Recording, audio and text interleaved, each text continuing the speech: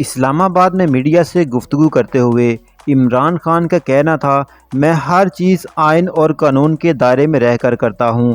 میں اس لیے چپ بیٹھا رہا کیونکہ معاشی حالات برے تھے۔ اب عوام کا سمندر نکلنے والا ہے۔ ان کا کہنا تھا اس وقت سیلاب پر سیاست کی جا رہی ہے۔ ہمیں کہہ رہے ہیں سیلاب ہے کہ سیاست نہ کرو، اور دوسری طرف میری پارٹی کو کرش کرنے لگے ہیں۔ جو لوگ ہمیں سیاسی فنڈنگ کرتے تھے انہیں ہراساں کیا جا رہا ہے۔ چیئرمین تحریک انصاف نے کہا کہ معیشت سنبھل نہیں رہی، پاکستان سری لنکا کے نقش قدم پر جا رہا ہے۔